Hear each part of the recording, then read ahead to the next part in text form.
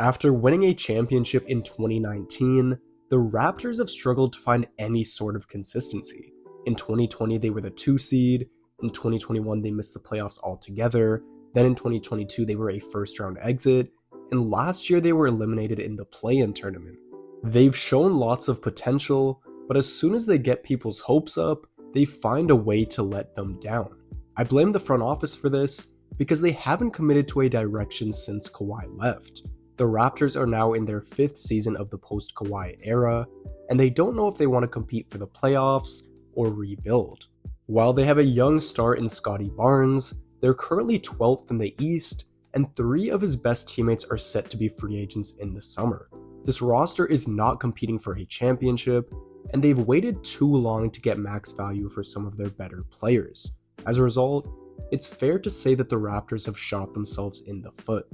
In today's video, I'm going to explain how they got themselves in this situation and why getting out of it is easier said than done. Before we get into it, make sure to leave a like on this video and subscribe. I'm trying to hit 1,000 subscribers by the end of the season, and your support goes a long way.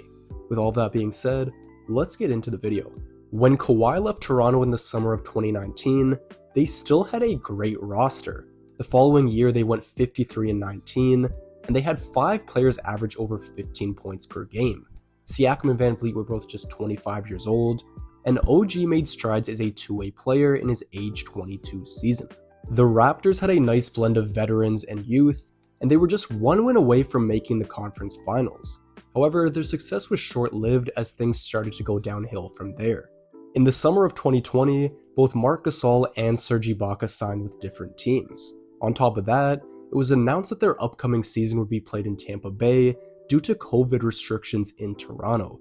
This put them at a disadvantage because they were the only team in the league that lacked familiarity with their home court. Unsurprisingly, the Raptors went 16-20 in Tampa and 27-45 overall. With the team struggling and Norman Powell and Kyle Lowry being on expiring contracts, trade rumors began to circulate. Powell was ultimately dealt to Portland for a 22-year-old Gary Trent, so it seemed inevitable that Lowry would be traded for younger assets as well.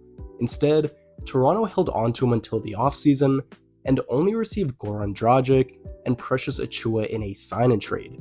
Holding on to Lowry for that long was a mistake, and as you'll see throughout this video, it's been a common theme with this front office. While their poor season did land them the 4th pick, they were very fortunate to get that selection. Going into the draft lottery, Toronto was expected to get the 7th pick, but they got lucky and moved up. While they made the most of it, I can't give the Raptors full credit because they didn't fully commit to being bad in order to get that top 4 draft choice. However, if you're fortunate enough to move up in the draft and select the player you want, you have to follow that up by building a good team around them. To this point in Scottie Barnes' career, Toronto has not done that. In Scottie's rookie year, the Raptors began to experiment with positionless basketball. Rather than starting a traditional center, Toronto opted to play Siakam and Precious Achiuwa at the 5. Towards the end of January, the team was 23-23, and it seemed like trades were going to be made. However, the Raptors proceeded to go on an 8-game winning streak and finished the final 36 games with a 25-11 record. Understandably so, the front office thought they could carry this momentum into next season. Unfortunately, they were wrong. One day before the trade deadline, Toronto sat at 26-30 on the year. They were extremely inconsistent, and it seemed like the right time to move on from Van Vliet and Siakam and build around Scottie Barnes. Instead, the Raptors decided to trade their first-round pick in 2024 for Jakob Poeltl. Toronto did go 15-11 after acquiring Poeltl, but that's not a good enough record to justify giving up a first-rounder. The Raptors would go on to lose in the play-in tournament, and in the offseason they fired Nick Nurse and got nothing in return when Fred VanVleet walked in free agency. Fast forward to today, and the Raptors still haven't learned their lesson. They're just 1 game out of a play-in spot with an 11-18 record, but they're not going to do anything significant if they make the postseason. The pick Toronto gave up for Poeltl is top 6 protected, so they'd be better served to make a bunch of trades, stockpile assets, and give themselves a better chance of keeping that pick. Even though everyone wants them to make a move, they're still sitting on their hands. Pascal is in the final year of his deal, yet they haven't traded him or given him a contract extension. There have also been rumors for the past 2 years that OG wants a bigger role. If the Raptors wanted to give him more offensive responsibility, they could do that by moving Pascal. If not, they could have traded Anunoby last season when his value was through the roof. Just like they did with Lowry and Van Vliet, the front office is waiting too long to make decisions on Siakam and OG. Barnes is only 22, and it seems like he enjoys playing in Toronto, but the organization can't take that for granted. As I mentioned, they were fortunate to even land him, so they need to make the most of his talent. While I'd love for them to tear it down and commit to a rebuild, their indecision in recent years has made that easier said than done.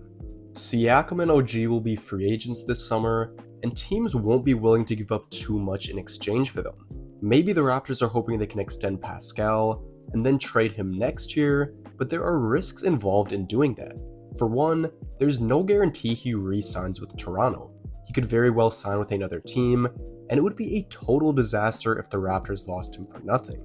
Another risk of trying to re-sign Siakam is that it could cause OG to look for a bigger role elsewhere. The Raptors could trade Siakam now and offer OG a big deal in the summer, but there's flaws with that approach too. If Toronto had dealt Pascal last year or during the offseason, they would have given Anunoby more time to show what he's capable of as a second option. If the Raptors traded Siakam today, they'd only have 50 games to evaluate OG in a larger role. If Houston was willing to pay Van Vliet $40 million per year, you can expect another team to offer OG something in that ballpark. As good as Anunoby is, Toronto shouldn't offer him that much money with such a small sample size as Scotty's co-star. The Raptors have waited too long to make decisions on their best players, and as a result they've lowered their value and put themselves in a predicament. However, there's no more time to mull over all the different options because they're running out of options. I know they won't get max value for their guys, but at this point I just want them to blow it up. Siakam, Anunoby, and Gary Trent should all be traded, and I wouldn't be opposed to them moving Poeltl and Schroeder as well. They should try to stockpile as many picks and young players as they can and embrace being bad this season. If they do that, fans will feel much more optimistic about their future, and they'll be able to heal from their self-inflicted wounds. Anyways, that's going to be all for today's video. Make sure to leave a like, subscribe, and let me know your thoughts down in the comments section below. With all of that being said, I'm out, and I'll see you in the next video.